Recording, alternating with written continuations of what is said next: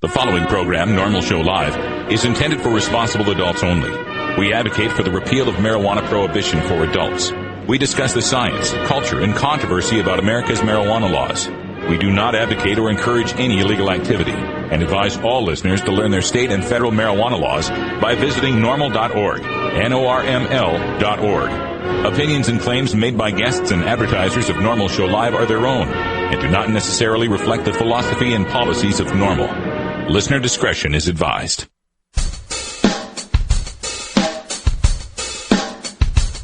You take a seed, you plant it, you grow it, you dry it, you roll it, you smoke it. You take a seed, you plant it, you grow it, you dry it, you roll it, you smoke it, and it goes down smooth. Hey! Spanning the continent to bring you the truth about cannabis and marijuana law reform. I smoke pot and I like it a lot. From the promise of legalization. And I think we need to rethink and decriminalize our marijuana laws. To the agony of prohibition. One major responsibility is to encourage people to use less drugs. The National Organization for the Reform of Marijuana Laws presents Normal Show Live, Marijuana Nation. Now, here's your host, Normal's Outreach Coordinator, Radical Russ Belville. Good afternoon, tokers and tokettes. It is Thursday, June 9th, 2011, and it's got to be 420 somewhere in the world. Welcome to the show. We're glad to have you here on the Normal Network and enjoying our anchor program, Normal Show Live. And you can always catch Normal Show Live every weekday, 1 Pacific, 4 Eastern Time. We also replay at 4 Pacific, 7 Eastern, and again at 10 o'clock at night and 1 Eastern. So check us out whenever you can, fit into your schedule, or download our first hour through iTunes or our blog at stash.normal.org. We've got news, we've got interviews, and we've got music for you on today's show. But first, let us introduce our good friend, the pirate, Ganja John. What's up, Russ? How you doing? Hey, doing good, man. Good to see you here in the studio. Most of us pirates, we go on vacation to North Dakota, you know, because they've got a town called Argosville. Have you ever been to Argosville? What are you smoking there, boy? I don't know. What are we smoking little today? Blackberry Kush. A Blackberry Kush. But yes, I am, for those of you listening on the podcast, I am wearing the eye patch today. Hey, there we go. And the reason why is because I lost my eye last night. You know, but we'll find it. I've had a lot of jobs in my life, and I have never had the opportunity to work with someone who had to say, "Hey, man, I lost my eye last night." That's the first time at work I've ever heard that. I got to thank you for that. So John's engineering the show, and also joining us from our virtual studio in beautiful Grass Storia, Oregon, is Cannabis Carrie. Hello, everyone. Hi, Carrie. How are you doing? I'm doing great. I love Thursdays. It's really a symbol that, you know, the weekend is just around the corner. Yeah, good Thursday stuff coming up. Although the news today, I was kind of going through the headlines myself, looking at it. I don't know if it's all good. What do we got in the headlines for today? Well, you know, in the next couple of weeks, a lot of the states are wrapping up their legislative sessions. So there'll probably be breaking news throughout the next couple of weeks of a couple of bills slipping in under the radar, slipping in the last minute. I've got a story about 2 of those today. Also, we have some breaking news out of Washington State, a Supreme Court ruling. That's probably what you're talking about was negative. But I've got some great news about our favorite celeb stoner. So that's all coming up in the news today. All right. We'll get to that right after our first break. Also on today for music, we've got our daily Toker tunes. We always play them after the 20 after break. And today's Groovin' Thursday music comes from the Earthquake Institute. We're going to get... No, it doesn't. It doesn't? Nope. What do we got? Calling an audible. We got Chitty Bang with the song... well, you'll hear it. We'll hear it when we play it. Okay, I'll tell you what. We'll save Earthquake Institute for hour 2. Yes. We'll play that sometime in hour 2 for you. Also, today is Cops Say Legalize Drugs Day. We do every second and fourth Thursday. We speak with a member from law enforcement against prohibition. And today we get Terry Nelson, one of the top guys in LEAP, is going to be joining us to talk about a very terrible anniversary that's taking place next Friday. So he'll join us to talk about that. And then at 45 past, Jennifer Alexander joins us in the Grassroots Activism segment to talk about some news from Oregon and some things going on at the last second in the legislature. They're pretty slimy for medical marijuana patients. All that and more coming up soon on Normal Show Live. This is Normal Show Live, the voice of the Marijuana Nation.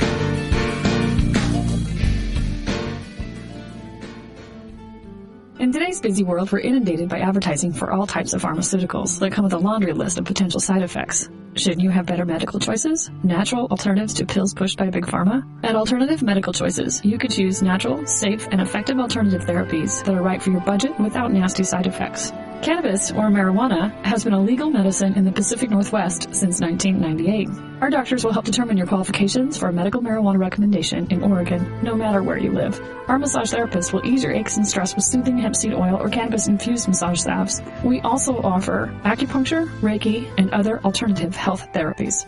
Call Alternative Medical Choices in Portland, Oregon at 503-288-5579 or visit our website at www.altmedchoices.com. We specialize in out-of-state recommendations. That's www.altmedchoices.com or call 503-288-5579.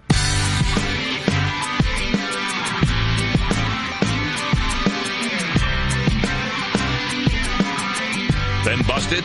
Need a lawyer? Call the NORML Legal Committee for an attorney near you. Find one at NORML.org. Remember, attorneys are cheaper than a lifelong criminal drug record. It's that freedom. I'm free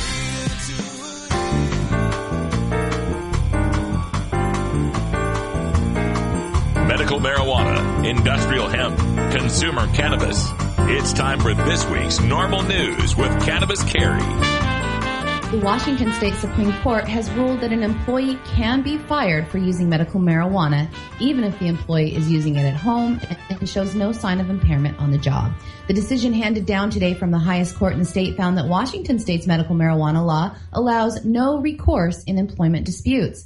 There was only one dissenting vote from Justice Tom Chambers.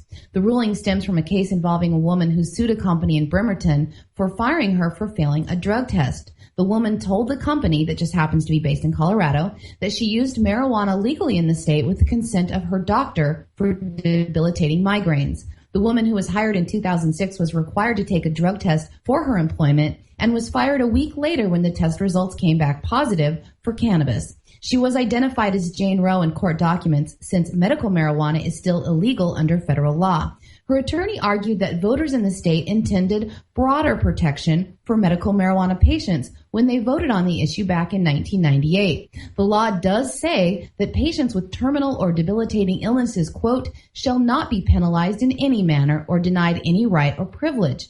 He told the justices that voters would be flabbergasted if qualified patients could lose their jobs simply for using medical marijuana at home in accordance with the act.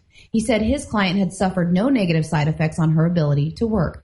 The judges wrote in their ruling that the Medical Use of Marijuana Act in the state did not provide for a private cause of action for being fired, saying the law does not create a clear public policy to support a claim for wrongful discharge in violation of an employer policy. Judge Chambers disagreed, saying that the law's intention was to treat marijuana like other medications. He wrote, quote, Roe seems to be exactly the sort of person that people intended to protect. She suffered from debilitating migraine headaches that resisted treatment. A doctor advised her that the potential benefits of marijuana likely outweighed the health risks. Her migraines subsided enough that she could seek and find a job, unquote. Judge Chambers also urged the legislature to review and improve the law, saying that this case, along with many others, show the act is in need of legislative review. Well, the legislature did just that this spring, but most of the protections in the bill were vetoed out by Governor Chris Gregoire. Wow, this story kind of, hits me, but it does kind of, solidify the entire West Coast as a no medical marijuana patients need apply zone, right? Forget about having any sort of right to work. Your choice is medicine that works for you or a job. You don't get both because we have the right to discriminate against you here in Oregon, thanks to the Emerald Steel case, in California, thanks to Ross v. Raging Wire, and now in Washington State, thanks to this case here with Teletech Customer Care Management, where I'm sure she was probably answering phones in a cubicle, for customer support or something like that, maybe selling something over the phone. For God's sake, we can't have a medical marijuana patient there working where there could be, she could drop the phone on someone's foot or something, the danger that she must have posed. This hits me pretty hard, too, because my wife is a patient just for that, for migraines. Literally, I've taken her to the emergency room numerous times with migraines so severe that, it felt like death, and it did severely impact her work. I mean, she ended up using up all her vacation days and sick days because of this, and we never got to go on vacations or anything because of this debilitating illness. And we moved to Oregon. She's a medical marijuana patient. Unfortunately, she's running her own business here, but this would be the same kind of discrimination she would face. It harkens back to a sadder time in American history when there was discrimination against the Irish. The No Irish Need Apply signs held in the storefront windows. It's disgusting and it's wrong and it's not what America is about. And it shows why medical marijuana, once again, does not go far enough. Now, in the Oregon law, our Oregon law says medical marijuana shall be treated like other medicines, but it's not. You're not drug tested for Viagra or Vicodin or Valium when you're going to apply for some job. So it's not treated like other medicines. This Washington law says it shall not be penalized in any manner or denied any right or privilege. But obviously she's being denied the right to work. Now, the opponents would argue, well, no, you don't have the right to work. It's our choice whether we fire you, and you can't force us to hire these people. And we have a right to discriminate. And apparently the courts on the West Coast agree. We need to continue to fight for full legalization so marijuana can take its place with other medicines and we can be free from this sort of discrimination. In Connecticut, things are moving in a positive way when it comes to cannabis law reform. We told you recently that Connecticut had passed a decriminalization measure, the 14th state to do so, and today the Connecticut House of Representatives approved a last-minute bill that may save the idea of legalizing medical marijuana in the state. Today was the last day of the legislative session for Connecticut lawmakers, and early this morning the House amended a bill to create a task force to study the issue of medical marijuana in Connecticut. Republican Representative Penny Bacchiacci said that even though she felt there were enough votes this year to approve a medical marijuana bill, she said there just wasn't enough time this session to have the lengthy debate that is expected on the issue in the Senate. If the task force creation bill passes the Senate today in a vote, they can look at the issues such as cultivation, dispensaries, and program requirements, and then bring that information to the table next year. As of showtime, the Senate has yet to vote on this last-minute bill. Yeah, all right. We need to put together a task force to study medical marijuana and how it might work in a state like Connecticut, because medical marijuana is a completely brand new thing that no state has ever done before. There's nothing we could learn from, 16 other states in the United States that currently have medical marijuana programs, some dating back over a decade. We need a task force to study it. And you say you think you've got enough votes to actually pass medical marijuana, but we wouldn't have the time to debate it. If you're confident you can pass it, what need for debate is there? I do not understand this slow motion, this lockdown in these legislatures. What are they afraid of at this point? It's working in all these other states, and 70 to 80% of the people in your state support it. What is the fear here? I mean, I suppose I shouldn't look a gift horse in the mouth. I'm glad they've got this thing at the last minute to at least save something for medical marijuana, but come on, Connecticut, we can do better.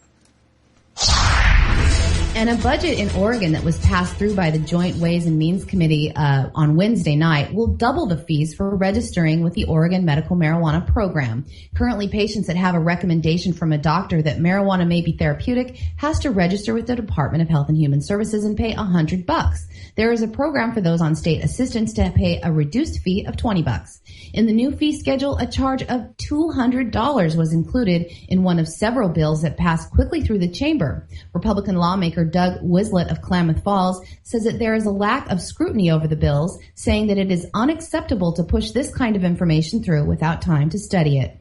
Others had more harsh words for the last-minute budget item. Bob Wolf, the director of the Oregon Marijuana Policy Initiative, described the fee increase as a de facto tax. He said that medical marijuana patients are ill, sometimes disabled, and often poor. He says the budget item is a tax on vulnerable people and called the legislators who passed the measure so quickly without input scurrilous. for taking on such a disgusting maneuver. The Oregon Marijuana Policy Initiative is a coalition of the 12 largest patient organizations in the state, including Oregon Green Free and Oregon NORML. The group had released the news about the death of the last remaining medical marijuana bill, House Bill 3664, a restrictive bill that would have put the Oregon medical marijuana program in jeopardy, and had believed that attacks on the program were concluded for the current legislative session that ends in the next 2 weeks.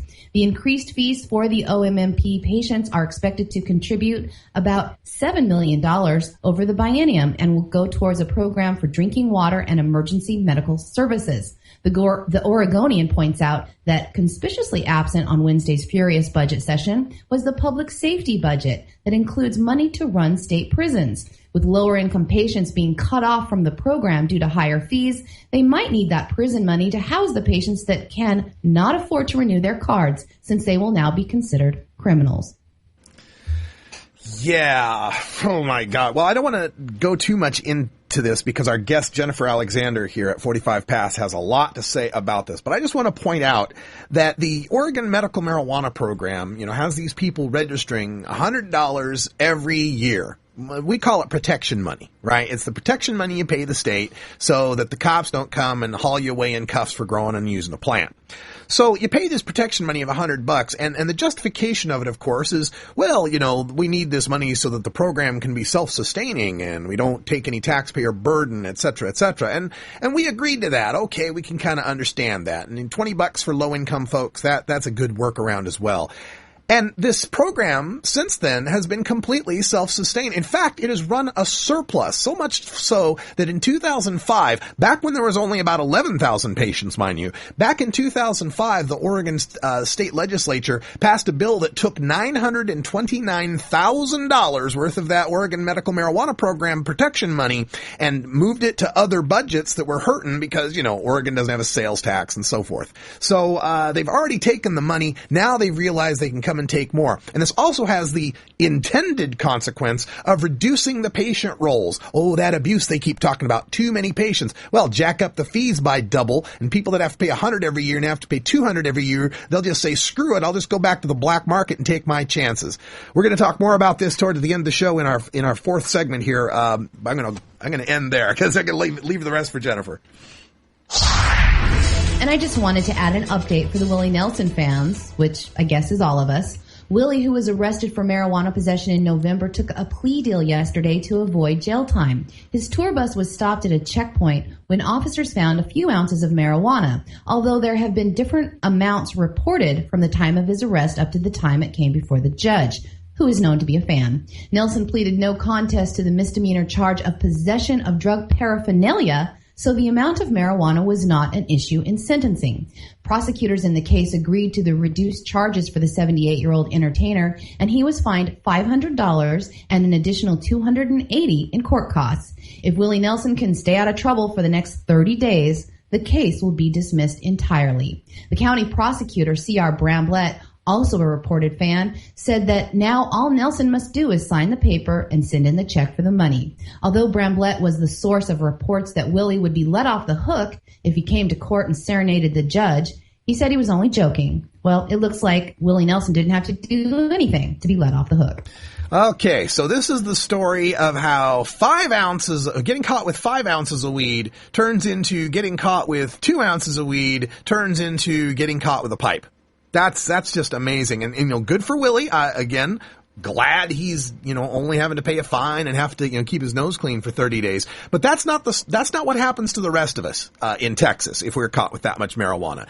Over 4 ounces of possession, from 4 ounces to 1 pound of possession in Texas is a state jail felony carrying 180 days to 2 years incarceration and a $10,000 fine. Now, if you're caught with no prior felony convictions in Texas, you can get a lighter sentence here. If convicted of less than a pound, the judge can impose a sentence of probation with mandatory drug treatment, drug testing and all of that.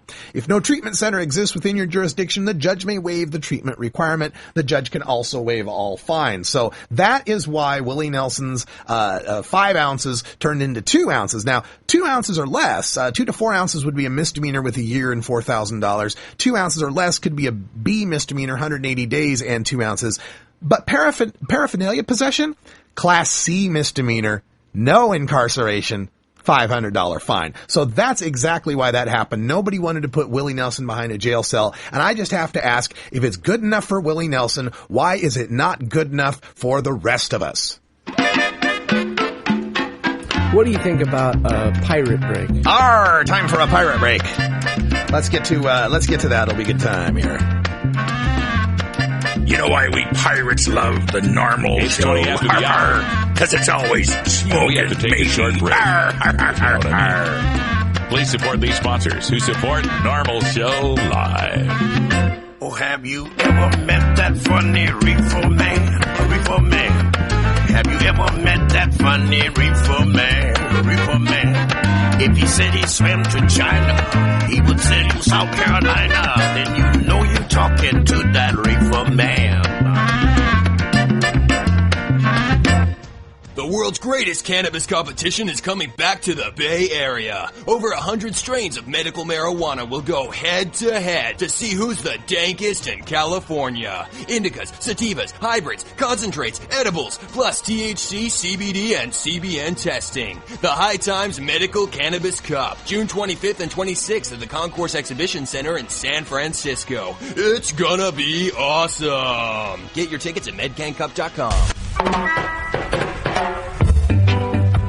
As High Times Senior Cultivation Editor, I'm often called into the field and asked to sample or even identify exotic strains of marijuana in their natural habitat. Now, for the first time, I've compiled more than 120 of my favorite strains into this single field guide designed to fit into your pocket as you travel the world in search of your favorite plant. From a friend's closet grow room to the wilds of Northern California, this single guide covers all of today's best-known strains, plus heirlooms and throwbacks, including High Times quality photos and information on each variety's genetic heritage and growing characteristics, plus my personal notes on aroma, flavor, and potency. So this is Danny Danko, author of the official High Times Field Guide to Marijuana Strains, wishing you good times and great ganja. The official High Times Field Guide to Marijuana Strains is available at hightimes.com and finer bookstores.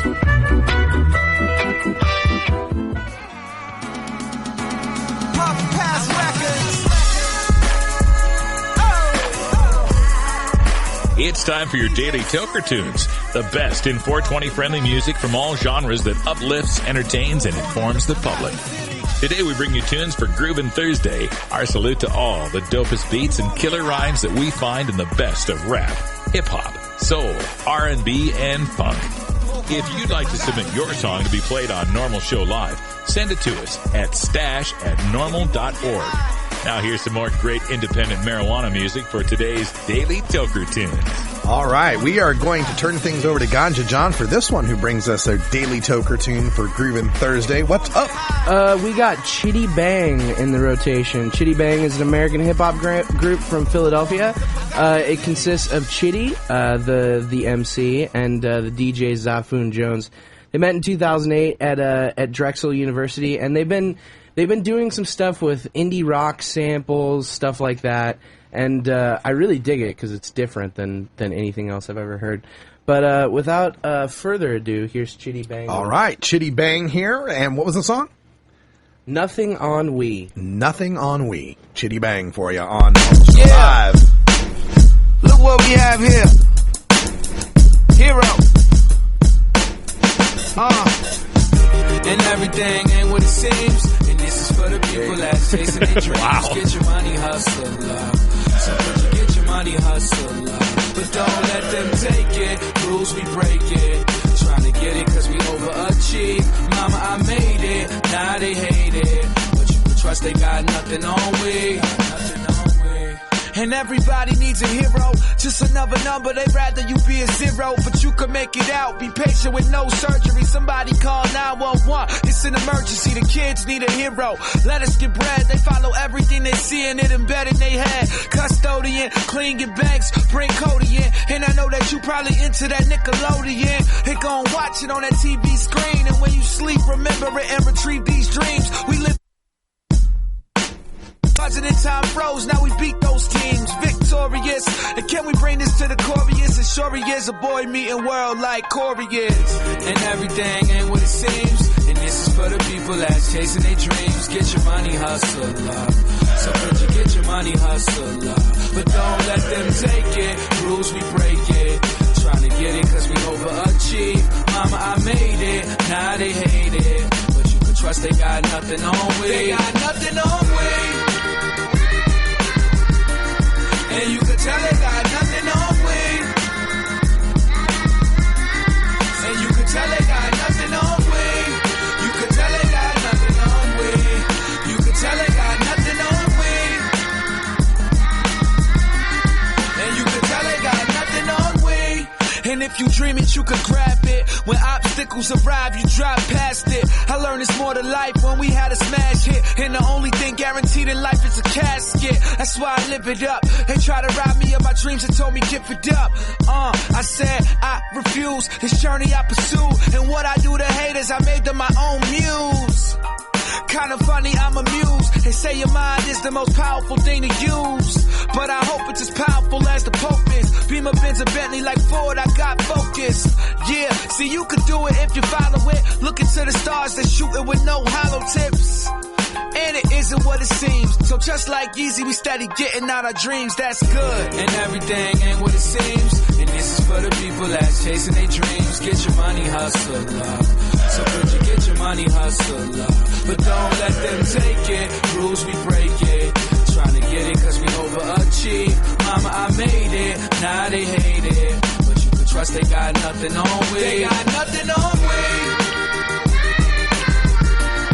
And you can tell they got nothing on we.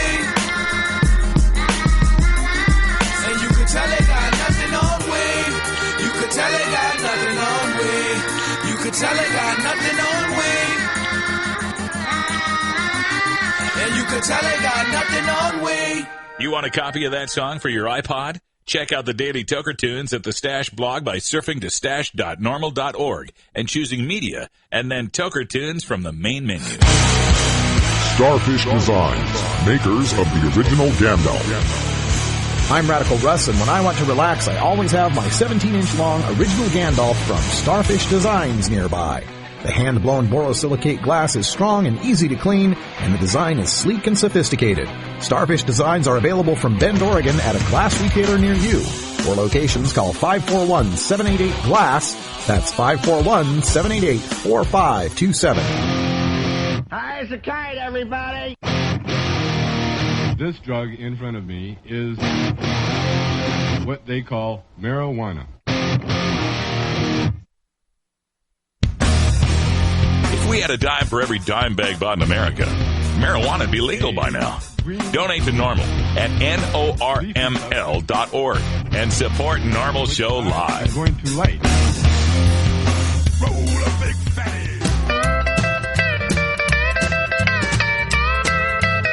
When I was in England, I experimented with marijuana a time or two, and I didn't like it. And didn't inhale, and never tried it again. I think you'd probably be a lot cooler if you had, Mr. President. Said, hey, do you have it going, kids? Sure would be a lot cooler if you did. Lie, don't hide it. Lie, don't hide it. Oh, lie, don't hide it. Lie, don't hide it. Just lie, don't hide it. Fire up right now. One of the most disturbing elements of the war on marijuana is how it's made police the enemy of otherwise law-abiding cannabis consumers. Fortunately, one group of police officers knows firsthand the futility of the drug war and reaches out to the community and to current law enforcement to end our war on drugs through legalization. It's time now to speak to one such officer in our continuing look at law enforcement against prohibition. All right, we're glad to have our next guest back on the show. Terry Nelson from LEAP is joining us. Terry, welcome back. Hey, thanks for having me, Russ. Oh, you've got quite the career in law enforcement. To remind our listeners that may have not heard your first interview with us, Customs and Border Protection, Aviation Marine Group Supervisor, Department of Homeland Security. You've done it all. You've worked everywhere, and you're saying we ought to legalize drugs. We're glad we got you on our side. Well, I'm glad to have the opportunity to talk a little bit about it. When you first say legalization, everybody runs backwards. So we try to start the conversation with regulation and control. Mm-hmm. And, of course, to regulate and control anything, it has to be legal. Right. And as I'm sure you're aware, LEAP's position is we want to take the criminal gangs and the cartels out of the matrix and stop the killing and the violence and deal with it as an education problem and a treatment issue. Yeah, it seems to me it's a rational acceptance of the fact that as long as there's been humans, there have been drugs and people that take them, and you want to work to reduce the harm of that, acknowledge that it exists, which is not to say that you approve of it or condone of it, but that it exists and it needs to be treated like a health issue. Exactly. I mean, it's been around since time began, and we're making zero progress. Next week will be 40 years of Nixon's war on drugs, and no progress has been made. So we need to change our strategy. Instead of harming people, we need to try to help them. And because, quite frankly, if a person gets a drug arrest, he basically ruined his life because now he can't get a decent job, doesn't pay the taxes he would have ended up paying. So it's a negative all the way around for the government. The government really needs to change its strategy and deal with this as a harm reduction issue instead of a criminal issue. Yeah, and you mentioned the goals and the results of the war on drug declared June 17th, 1971, when President Richard Nixon called drugs public enemy number one. And I understand LEAP's got an event coming up to commemorate that, so to speak. Yes, on Tuesday we'll be at the National Press Club in D.C. holding a press conference. That'll be the 40th year anniversary, and we think it's a good time to call attention to 40 years of failure of a public policy. Mm-hmm. And as far as this, who else will be at this press conference is representing LEAP, and will there be other groups involved? I'll be there, our executive director, of course, will be there. And a couple of our directors. I haven't seen the full list yet. Okay. Because I think it's still kind of working its way out. And we still have a day, no need to get in a hurry. Okay. Good point. So the 40-year anniversary of the war on drugs, even, the Associated Press, in an article that came out a couple months ago, I think it was, noted that there was $1 trillion spent. And what other damage do you see from this 40 years that maybe other mainstream publications aren't expressing that needs to be told? Well, I think we ought to draw more attention to the environmental damage caused by the illegal activities.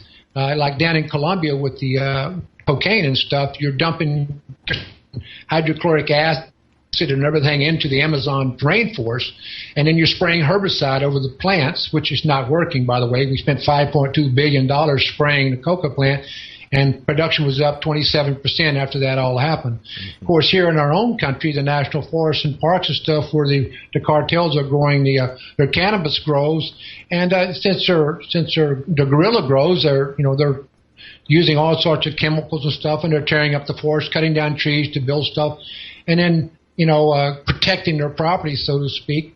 Of course, it's not theirs; it's our property.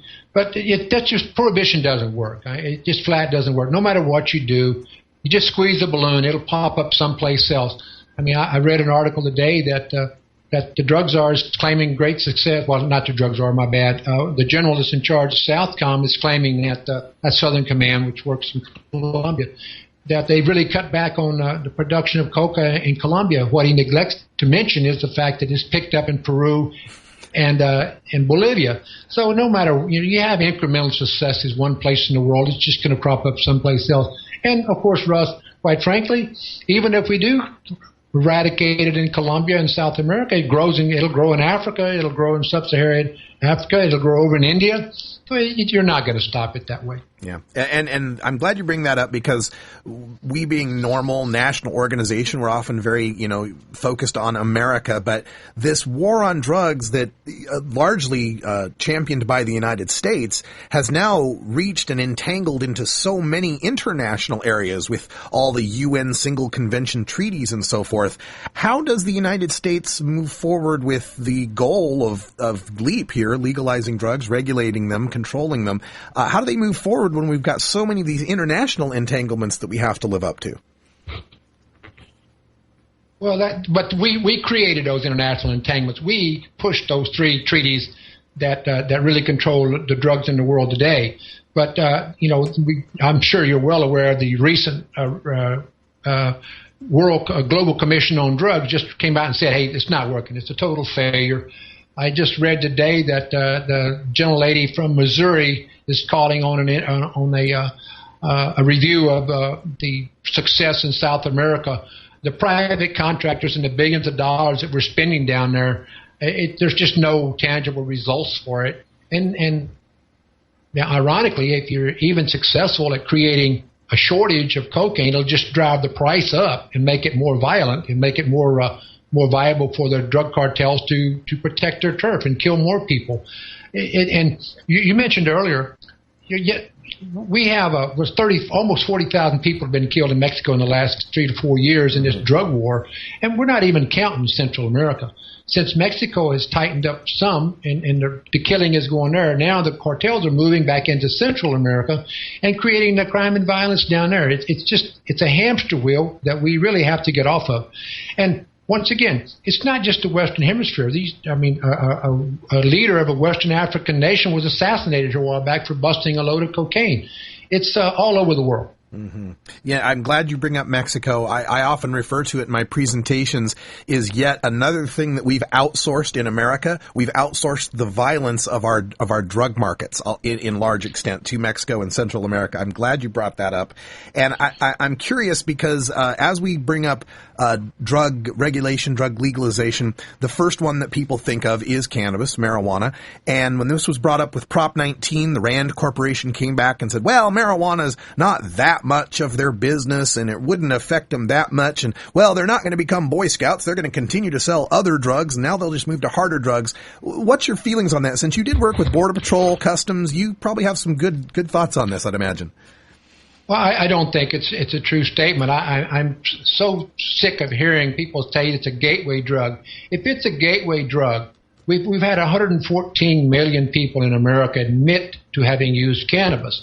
If it's a gateway drug, then we'd have somewhere around 100 million cocaine and heroin users in America, and we don't have that. Right. We may have 1 million, 1.5 million, something like that. We don't really know how many because it's all underground, but it's still not the size of our drug problem. While it is a problem for those it affects, it's a terrible thing, to get an addiction and not be able to get rid of it. It's such a small portion for the amount of harm that the prohibition causes. 1.8 million people arrested last year for non-violent drug offenses. You just destroyed 1.8 million people's lives.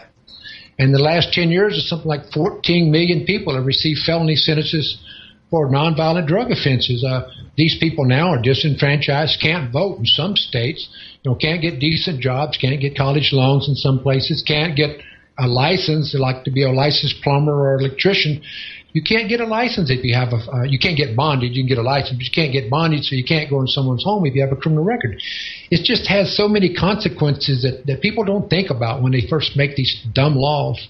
Yeah, that's it. The arrest is hardly the biggest problem that you deal with. It's all the consequences after arrest. And now in the age of the internet, it's even amplified. When I was growing up, 80s and such, your record was kind of local. You might have been able to move somewhere, but not now. I mean, we're all connected, all database searches, and just a few mouse clicks away from knowing every single little misdemeanor conviction you've ever had, no matter where you're at in the United States or anywhere.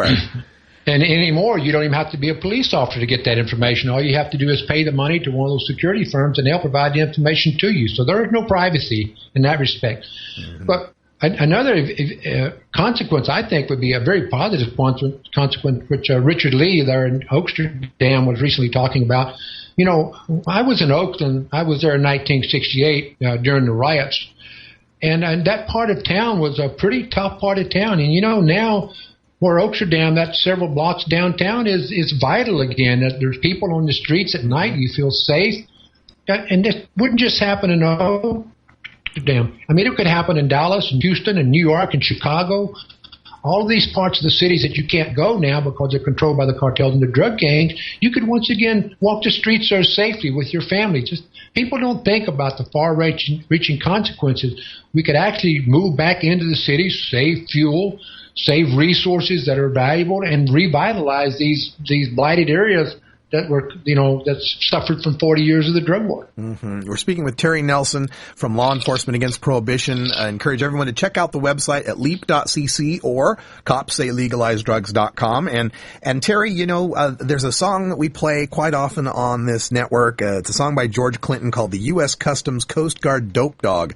And one of the lines in it says, "There's more profit in pretending we're stopping it than in selling it." What do you think about that as far as there being intentional profit in keeping drugs illegal and the entities that might be involved in that? Well, let's see, $600 and some odd $1 million paid to politicians by the pharmaceutical companies, while the money that the brewers gave to fight cannabis legalization in Prop 19, the $5 million a year drug testing kit business that we have in America, Sikorsky selling helicopters to Central and South America. Yeah, I think there's a business involved here that they don't want to stop it, and but it's a $500 billion a year business, but it's built on the misery of people that are least able to fight back. Yeah, it's so sad. And especially as we look at, I think it was Michelle Williams, I think her name was, who wrote the book, The New Jim Crow, and how the war on drugs is so racially disproportionate, and it seems to be just another way of controlling a class of people that have long been underserved and discriminated against in our country. How do you see ending the war on drugs as changing that dynamic? Well, see, having lived most of my life in the South and the Southwest specifically, and that's where I've done most of my work, Florida and of course, the Southern Times and Central and South America and Puerto Rico, I have seen this played out more with Latinos and Hispanics than with so the Jim Crow thing. The only reason I have the issue with those kind of things, I don't want to make a race issue of something that affects every one of us equally. Now, I don't mean we don't go to jail equally, but it affects us all because it's destroying our country, it's destroying our nation, it's destroying our future. And when you ruin these kids' lives, the reason these kids are committing these crimes and getting picked up and arrested is because it pays more than flipping burgers. There's not the economy's not there to support these people. Of course, once they get a record, they can't get a job, so really all they can do is flip burgers or deal. So it's just. We need to look at it overall encompassing, and it mostly affects the poor because the rich people, they just deliver it to their office buildings, they get it, or they can afford a good lawyer and they don't go to jail. Mm-hmm. So the people that can least protect themselves are the ones I'm concerned more about. Let's help the kids make a few mistakes. Let's let them grow up and be the citizens that they can be and successful as they can be, and not put a monkey on their back that just rides them, until they fall down. Yeah, and you mentioned that economic impact, that they can't get the job, the burger flipping job, it pays too little or isn't there or isn't available to them, so they turn to dealing on the small time level there. So do you think from I was going to say, do you think from legalization of drugs that it will generate enough jobs to make up for the underground jobs that will be lost when the price crashes and it's legalized and regulated? I think so. But look, this is an artificial economy. If you go to Laredo, Texas, you go to Miami, you go to many of these border cities, these buildings were built by drug money. You go down into Mexico to these shopping malls that rival anything we have in America. They're built with drug money. So, it does do some good in the course of things, but it's a false economy, and it can't sustain itself. It's kind of like having oil but running out one day, and it's going to run out. Because our economy cannot sustain the drug war, the $70-80 billion a year we're pouring down the tube, and that's just incidental cost. But the government's own numbers, they think that the cost of society of drug abuse is about $180 billion, the total overall cost. That's some serious change there, and we think about $107 billion of that's associated with drug-related crime. So, and it would only cost about $15 billion a year to treat all these people. So economically speaking, it's a better deal to treat it as harm reduction and criminalization of it. Yeah, it reminds me of someone telling me the hypothesis he had come up with. I can't remember what I heard it. Maybe it was on one of our podcasts, but it was that compared to what we're spending to be in, say, Afghanistan, we could actually purchase all of the cannabis and opium grown in Afghanistan rather than it's just amazing figures he was coming up with. But I won't go into that. We've got a round. Go ahead, Terry. No, I was just going to say, you mentioned Afghanistan. They're producing twice the amount of opium poppies that they need to meet the world market. So the Taliban's actually stockpiling it, keeping it off the market, trying to drive the price up. The United States government is out there trying to destroy the fields, which will drive the price up, which will result in an increased profit for the Taliban. They'll use the money to kill us. Hello? Hello, no kidding. Any minute now, the Taliban will be like the U.S. government, paying farmers not to grow.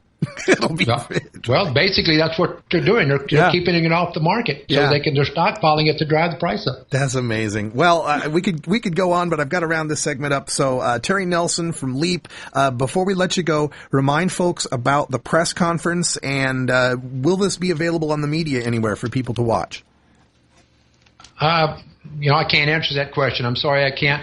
But the last time we were up 2 years ago when we did the one celebrating the 75th for Prohibition, we had very good news coverage, and all the major networks carried us there in D.C., and of course, in turn, their satellites carried us. So I'm anticipating some very good coverage out of it. Of course, we're going to walk down to the drug czar's office and try to present him with our report. We'll see if he'll accept it or not. Would you like to take odds on that? I'm not usually a betting man, but this time I will. I'll vote on the no side here. Terry, thanks so much for joining us here from Law Enforcement Against Prohibition. Websites leap.cc or copsaylegalizedrugs.com, and hope to talk to you again sometime, sir. All right, stay safe, Ruff. All right, thank you so much. When we come back, Jennifer Alexander and our grassroots activism, you'll want to stay tuned for this. It's Normal Show Live.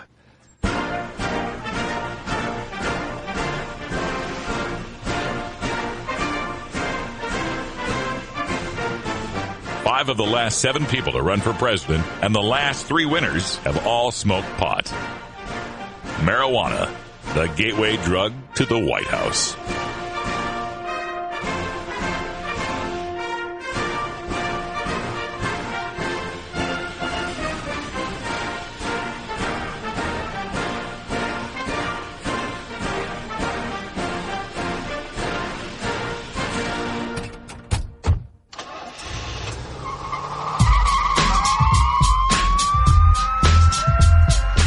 Normal Show Live reminds you to never smoke and drive impaired. Hang out for a while and share.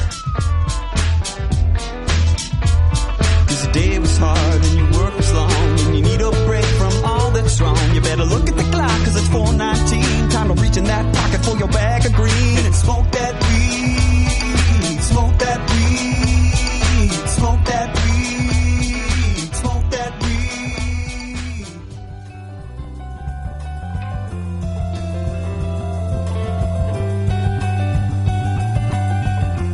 NORML, unlike any other marijuana or drug reform organization, is built from the ground up by grassroots activists.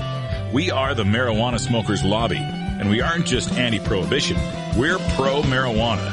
Every week, we take some time to talk to the citizens of local NORML chapters across the country and around the world, as well as others who are working to make a difference in the fight to end adult marijuana prohibition. In this segment, we call Grassroots Activism. All right, welcome back, folks. We are joined live in studio by Jennifer Alexander. She is the campaign director behind the Oregon Cannabis Tax Act 2012, and she's been a guest on the show before, so welcome back, Jennifer. Thank you. All right, we'll get your mic dialed in here real quick. And, of course, the news today that we're going to be getting into has to do with the Oregon legislature, which only has, what is it, like a week left? Or I think 2. It's not very long, yeah. Yeah, they don't have very long left in their session. And so all this legislative session, there's been this battle with the legislature and business trying to ram through all of these terrible negative bills to restrict medical marijuana. And they've been unsuccessful. We've played good defense. We've kind of shot down a lot of the bills, and they all got rolled up into one bill. And we showed your testimony on that on the show. And that bill, I understand, is dead. But tell them what's up right now.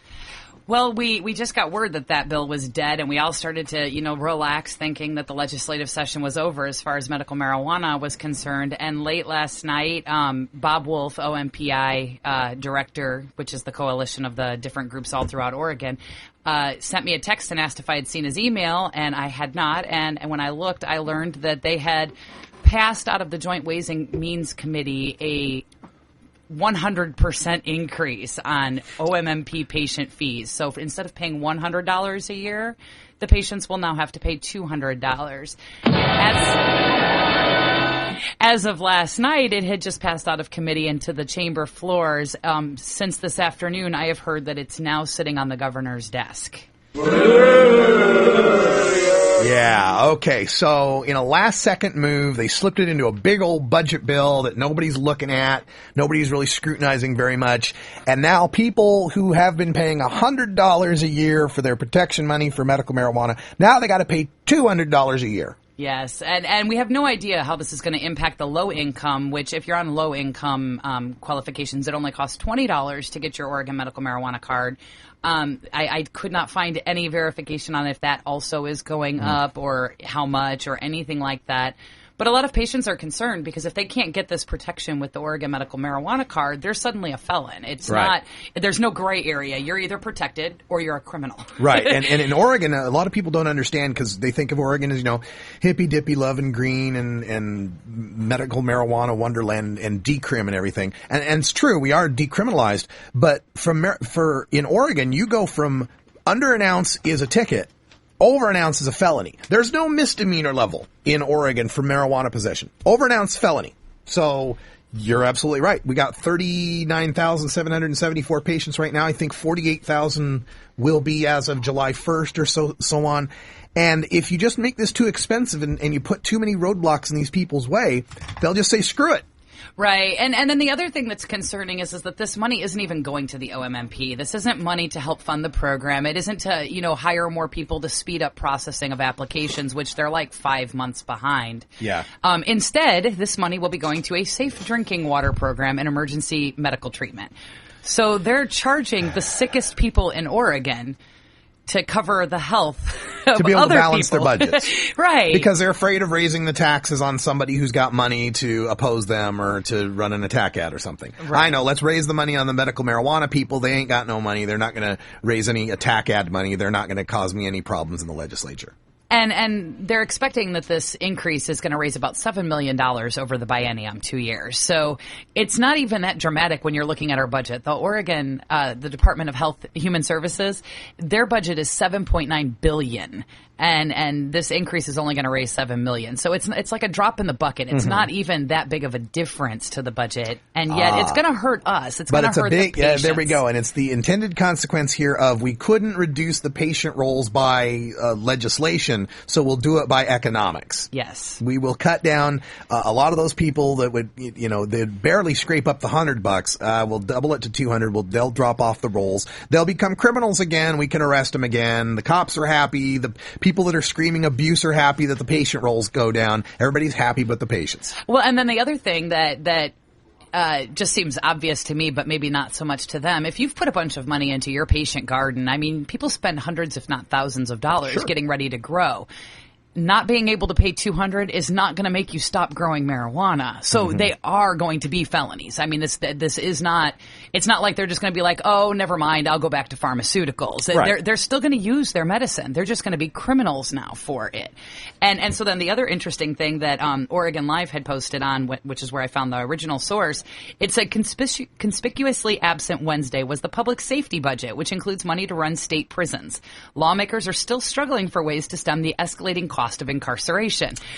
So while we brave $7 million from the sick patients, now we're all going to lock them up, and we don't know how we're going to pay for it. Yeah, we don't know how to pay for locking them up. Now, I've heard that it is on the governor's desk, and I think I would like to encourage people to call the governor's citizens rep message line, and that number is 503-378-4582. That's John Kitzhaber, governor of Oregon.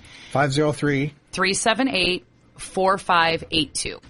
And it's from last I heard, it's on his desk now. And I don't know that anything can change at this point, but I think we should at least make it known that we are furious with this sneaky attack on patients. Yeah, there's no excuse for it, and again, it's and plus for the money to be going to the clean drinking water and the health emergency medical services. That's the other way that they make this stick it to you, because how are you supposed to oppose that? You don't oppose orphans and puppies, do you? What a terrible person that you'd want to hold back money from clean drinking water and health services. And that's so evident because the vote was 22-3. Yeah. I would just like to say, if this does pass, it's going to cost my family $600 a year. Yeah. To get cards. Yeah. An extra $600. Or no, an extra $300, right? Yeah. I mean, I can't afford that. Yeah. I really can't. Well, I'm just going to have to become an outlaw. Exactly. I think you made an interesting point, too, is, I jokingly refer to it as protection money, and then say how at least you could justify having a fee for a registry program because, well, you got to pay people to maintain the registry, and you don't want to have a tax, but you can make it, taxpayer neutral so that the program pays for itself. It does. It runs a surplus almost every year. So what is this extra $100 buying the patients? What the hell was the first 100 buying the patients? Well, and on that note, like I said, they're 5 months behind in processing applications, last I heard. They may have improved that slightly, but only slightly, and that's through technological improvements in the system. Still, that means that, for 4 or 5 months, there's patients running around without that card, without actually being in that system. They have to manually verify it. So if for half of every year I'm not actually registered, then what is the benefit of that? And if we needed more money, couldn't we be putting it into that program to improve the program? But no, they're charging us for other programs. Yeah, and the maddening thing also about this is in 2005, when they took the $929,000, that was kind of the state saying, yes, we can make money off of marijuana. But for some reason, they cannot apply that concept. If you're short on funds and you think you can raise $7 million in a biennium, applying a $100 a year registration tax to 48,000 people, imagine what you could make off of 396,000 people. Right. And so on that note, we've been working on the Oregon Cannabis Tax Act, trying to legalize marijuana. And I come across people so often that say, we're already legal. And I think that recent events all around, between the attacks at the legislature, the letters being issued to the dispensaries locally, this increase, it makes it clear that there is an attempt to unlegalize us or to at least protect it or minimize it, So I'm really encouraging people, get involved. Let's legalize it. Let's quit fighting this legislative fight with the patients. I don't have $200 to bribe the government not to arrest me, and I don't think most other patients do either. I'm kind of tired of that game, And the registry exists so that we can make sure to keep separate the people who are healthy enough to lock up and the people who are too sick to lock up. If you stop locking up the healthy people, there's no need to register anybody. There's no need for these restrictions, no need for, it could be a uniform law for everyone to use cannabis for whatever need you have for it. And, patients, I'm talking to you here in this respect, in 1998, all of the legalizers, all of the people that are healthy enough to lock up, we got behind Measure 67 and voted for it. It's time now to repay the favor. It's time now for patients to understand, you stick with medical marijuana, this is what happens every biennium at the legislature, every session. It's ever since I've been in this state in 2005, every year it's attack, and just struggling to hold the ground that we've maintained, and it's eroding away. This is the road that's going to continue because law enforcement still has the mandate to lock people up for marijuana, and they need to keep pushing the pressure on it to continue to do that. We've got to fight for legalization. And it's important to know that as of this last election year, we're going to be doing this every year now because Oregon has has annual legislative gatherings. And I think I didn't get involved in the legislative process until now, and I don't think a lot of people realize how big of a fight this really is. Yeah, so check out cannabistaxact.org, OCTA 2012. taxact.org. Either one, you can learn about Oregon Cannabis Tax Act, because we have got to just legalize. This is going to continue to happen every year at the legislature now. It's going to get worse and worse and worse. We have got to make this legal for everyone. Hey, we're going to continue this discussion in hour 2 for those of you listening live. For those of you listening on the podcast, thanks for joining us. We'll be back tomorrow with a live remote broadcast from the Portland City Hall and a very, very interesting press conference we'll be bringing you, and more on that when we talk to you tomorrow. And we'll talk a little bit more about it in hour 2 as well. So, podcast listeners, thanks for joining us. For Cannabis Carrie, Ganja John, Kaliko the Intern, I'm Radical Russ. Until next time, take care of each other, tokers.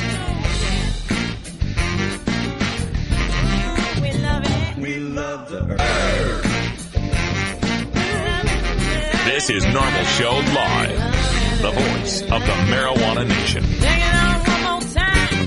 You take a seed, you plant it, you grow it, you dry it, you roll it, you smoke it. You take a seed, you plant it, you grow it, you dry it, you roll it, you smoke it. You take a seed, you plant it, you grow it, you dry it, you roll it, you smoke it, and it goes down smooth.